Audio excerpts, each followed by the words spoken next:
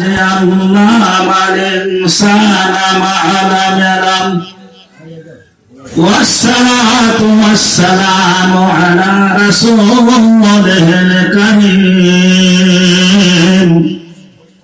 مدينة العلم وعلى أساسها الهجرة أبو بكر الصديق رضي الله تعالى عنه وعلى مجهر يدله الهجرة ومولى رضي الله تعالى عنه وعلى جنراي الهجرة عثمان رضي الله تعالى عنه وعلى بابها الهجرة علي كرم الله وجهه وعلى آله وصحبه وأولاده وأزواجه وذرياته وأهل بيت أمته أجمعين برحمتك يا أرحم الراحمين. بسم الله الرحمن الرحيم.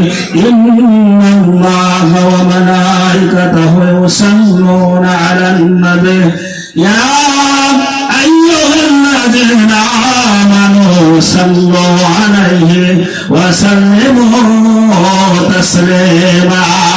اللهم صل على سيدنا مولانا محمد وعلى آل سيدنا مولانا محمد. একটু জিকির করে লা ইলাহা ইল্লাল্লাহ লা ইলাহা ইল্লাল্লাহ লা ইলাহা ইল্লাল্লাহ। আল্লাহ রহম করো আমি গুনাহগার দয়া করো দোজাহানের মালিক তুমি আমায় তুমি ক্ষমা করো। আল্লাহ আল্লাহ লা ইলাহা ইল্লাল্লাহ লা ইলাহা ইল্লাল্লাহ। আল্লাহ আল্লাহ জিকির করো আল্লাহ আল্লাহ জিকির করো নূর নবীর কালেমা পড়ো ওই আল্লাহকে শরণ করো তুম থাকিতে তারিফ রাখো।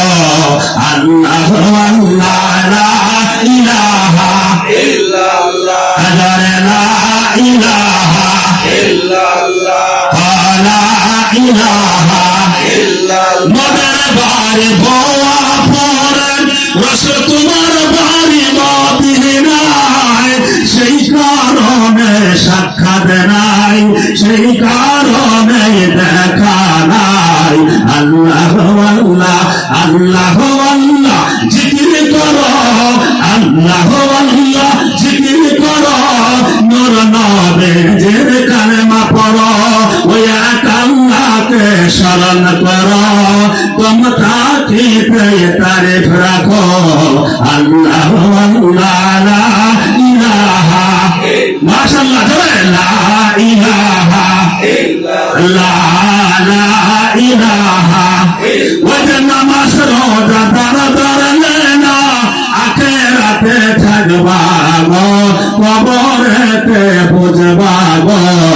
আল্লাহ আল্লাহ আল্লাহ আল্লাহ রহম করো আমি গুনাহগার দয়া করো দোজাহানের মালিক তুমি আমায় তুমি ক্ষমা করো। আল্লাহ আল্লাহ লা ইলাহা ইল্লাল্লাহ লা ইলাহা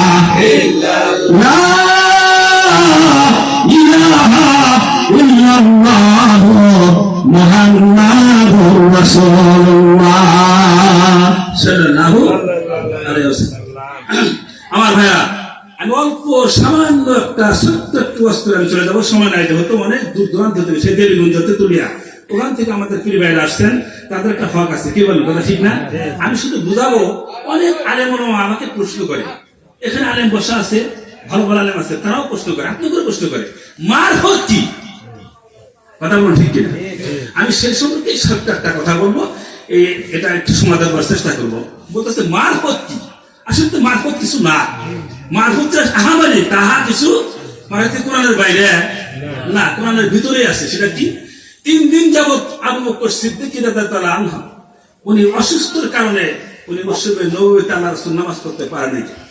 3 দিন অসুস্থ থাকার কারণে আমার নবী মসজিদে নববী গিয়া জামাতের সহিত নামাজ পড়তে পারে না। এই কথা কি সত্য মনে মানেন? এটা লেখা আছে, আছে। 3 দিন পরে যখন সাহাবীদের কান্দে ভর করে আল্লাহ রাসূল যখন আসলে আইসা আবু বকর সিদ্দিককে ধাক্কা দিয়ে সামনে দিয়ে বললেন, আবু বকর তুমি মুসল্লায় যাও, আমি জায় নামাজে চলে যাও, তুমি নামাজ আদায় করো, আমি তোমার পিছনে নামাজ আদায় করবো। জোরে জোরে বলেন সুবহানাল্লাহ।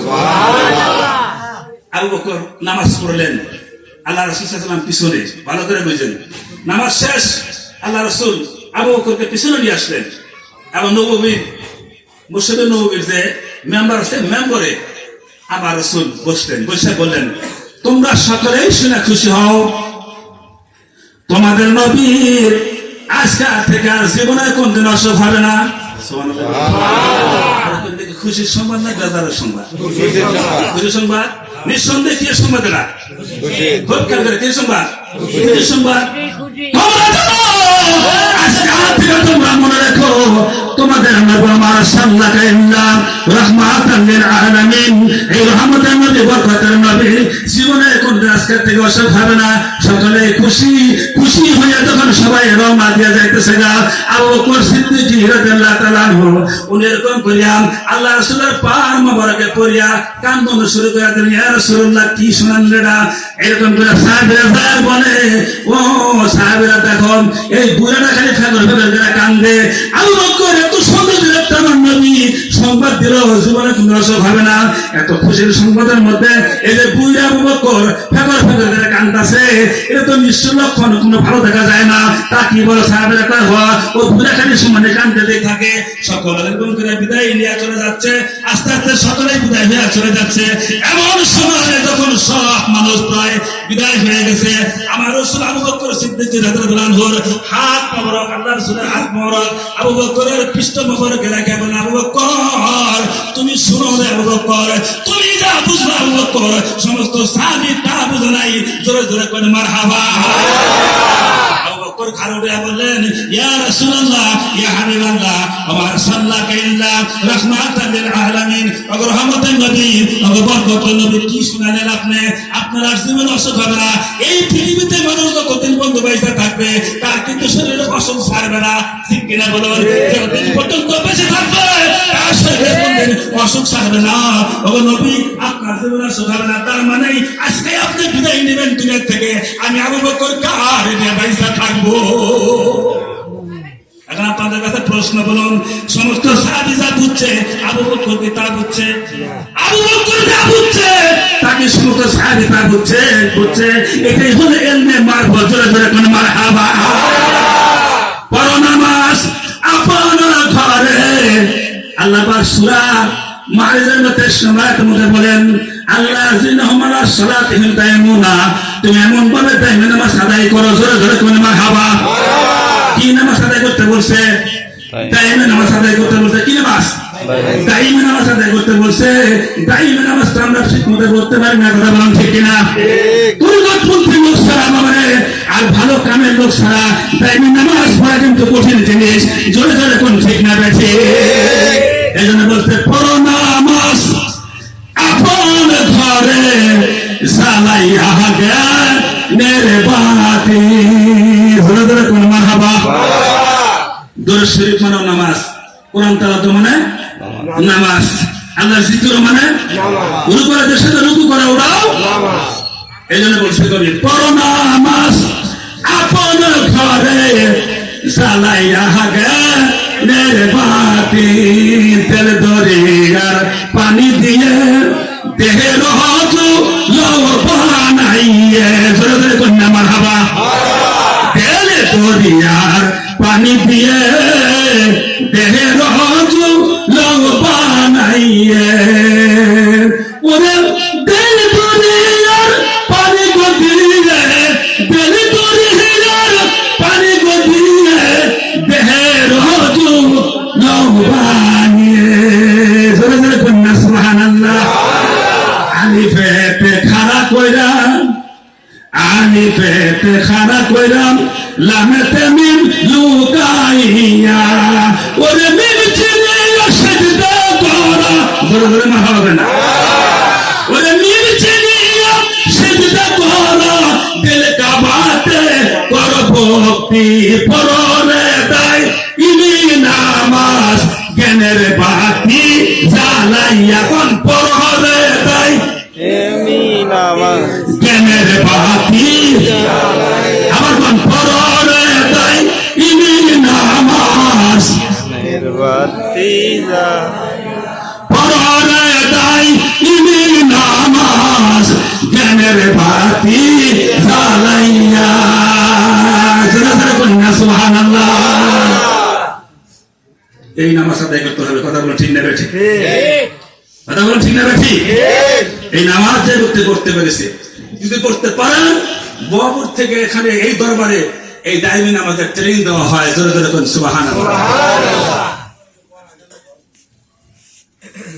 এই ট্রেনিং এখান থেকে নিয়া সেই তেতুলিয়া সেই দেবীগঞ্জ ওখানে যে নামাজ আদায় করতে হবে 5 ওয়াক্ত নামাজি খরচ এই নামাজ আদায় করবেন তাহা নয় সর্বসময় আল্লাহ পাকের বান্দারা সিজদার মাধ্যমে সর্বসময় আপনাকে নামাজের হালতে থাকতে হবে কথা বলুন ঠিক না ঠিক মুসলমানের কখনো ওযু ভাঙতে পারে না এই দরবারে ওযু আছে এই দরবারে হালকা জিকির আছে এই দরবারে নামাজ আছে নামাজ পড়ছেন না এসে নামাজ পড়ছেন না আলহামদুলিল্লাহ কই আলহামদুলিল্লাহ বাবা নামাজ আদায় করতে হবে আবার তরিকত এগুলা যদি আদায় করে যেতে পারেন তাহলে আপনার ভাগ্যের শরীয়তের মাধ্যমে আপনার তরিকত ফুটবে অন্তরের মধ্যে তাছাড়া দ্বিতীয় কোনো সমস্যা দ্বিতীয় অন্য কোনো রাস্তা নাই শরীয়তের মাধ্যমে আপনাকে শিখতে হবে মারফত কোরআনের বাহিরে নাই আছে বাইরে আছে নাই কোরআনের ভিতরে হলো এই মারফত যখন অর্জন করবেন মহব্বত আসবে কার মুহাম্মদুর রাসূলুল্লাহ সাল্লাল্লাহু আলাইহি ওয়াসাল্লাম আল্লাহ রাসূলের মহব্বত নিয়ে যখন আপনি নামাজ পড়বেন দুরূদ পড়বেন কোরআন তেলাওয়াত করবেন জিকির করবেন আপনার ভিতরে অনেকগুলা জিনিস এমনি তাসবের জ্ঞান আপনার ভিতরে ফুটে উঠবে জোরে জোরে কোন সুবহানাল্লাহ এটা ধরে পড়ি আল্লাহুম্মা সাল্লি আলা সাইয়্যিদিনা মুহাম্মাদ নাবিয়ানা শাফিয়ানা মাওলানা